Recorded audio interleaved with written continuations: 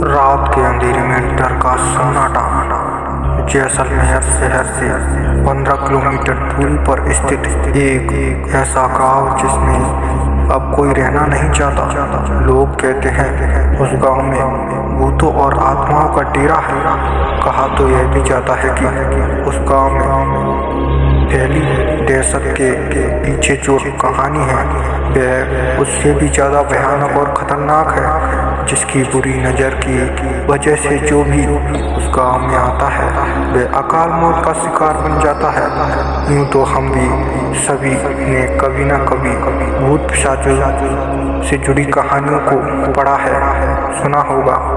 हो सकता है कुछों ने ऐसी पारलौकिक शक्तियों का सामना भी किया होगा, लेकिन जो कहानी हम यहाँ आपको सुनाने जा रहे हैं वह थोड़ी अविश्वसनीय जरूर है, लेकिन स्थानीय लोगों के लिए वह एक बेहद खौफनाक सच है जिसका सामना उन्हें अक्सर या कहें शायद रोज ही करना पड़ता है।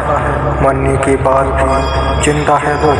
कुलधरा जैसलमेर से 15 किलोमीटर दूरी पर स्थित एक गांव अपनी दहशत के लिए आसपास कुख्यात बन गया।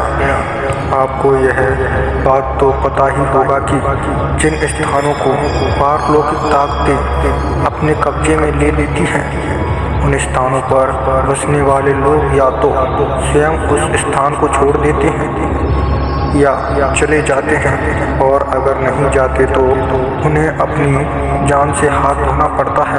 कुलधरा भी ऐसा ही एक गांव है जहां पहले ब्राह्मण समुदाय का वास था। ऐसा माना जाता है कि सन 1825 में इस गांव में रहने वाले पालीवाल ब्राह्मण और आसपास के 84 गांव के लोग रातों रात अपना घर छोड़कर चले गए थे। सन 1300 से इस गांव में पालीवाल ब्राह्मण की पीढ़ियां रहा करती थी और रक्षाबंधन के एक दिन सभी इस गांव को छोड़कर चले गए। ऐसा माना जाता है कि इस दिन कुछ ऐसा दर्दनाक घटा था जिसके बाद आज तक भी बहुत से पालीवाल ब्राह्मण रक्षाबंधन का त्यौहार नहीं मनाते। मौत से छीन कर अपनी जिंदगी दोबारा वापस लाई बड़े पैमाने पर हुई। इस पलायन के पीछे की कहानी कुछ यह कहती है कि जैसलमेर के दीवान सलीम सिंह को कुलधरा समेत 84 गांव के मुखिया की खूबसूरत बेटी से प्यार हो गया था। सलीम सिंह ने गांव के लोगों को यह धमकी दी थी कि अगर उसका विवाह उस लड़की के साथ ना हुआ तो वह करों में और ज़्यादा वृद्धि कर देगा।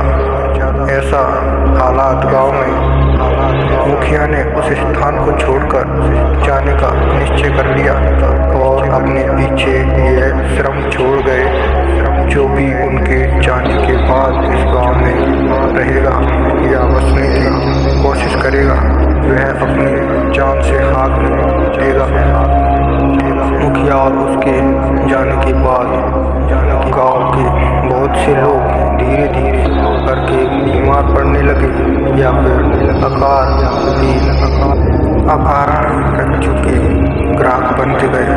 इस घटना के बाद कुलधरा और आसपास के 84 गांव के लोगों ने अपना अपना घर छोड़ दिया और तब से लेकर अब तक कोई भी इस गांव में